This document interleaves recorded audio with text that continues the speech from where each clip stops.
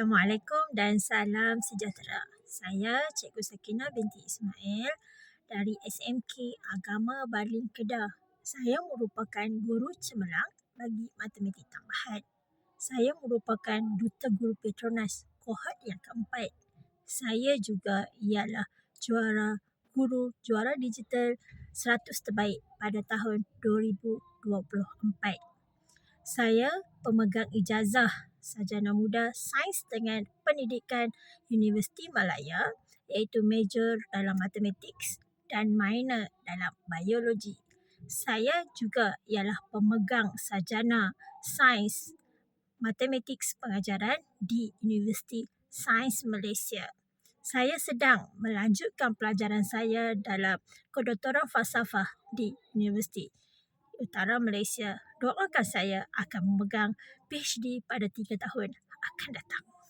Saya berpengalaman selama 18 tahun mengajar dalam matematik tambahan dan matematik.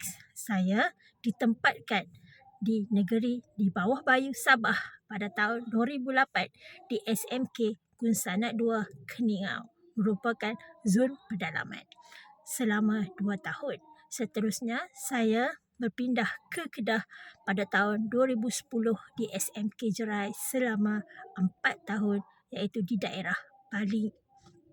Seterusnya saya berpindah di SMK Agama Baling sehingga sekarang. Saya dianugerahkan 6 cahaya mata iaitu yang pertama ialah Nur Syifa binti Suhaimi 14 tahun, Wafa binti Suhaimi 12 tahun, Muhammad Muaz 10 tahun, Afaf binti Suhaimi 6 tahun, Muhammad Anas bin Suhaimi 4 tahun, manakala Yusra berumur 3 tahun. Saya dianugerahkan 2 putera, 4 puteri. Saya aktif dalam pertandingan inovasi di peringkat daerah, negeri, kebangsaan dan antarabangsa. InsyaAllah setiap tahun saya memenangi pelbagai pingat. Yang kedua, saya juga aktif dalam membentang di peringkat bentang di simposium, di convention dan sebagainya. Saya sentiasa menang dalam peringkat negeri, kebangsaan dan antarabangsa.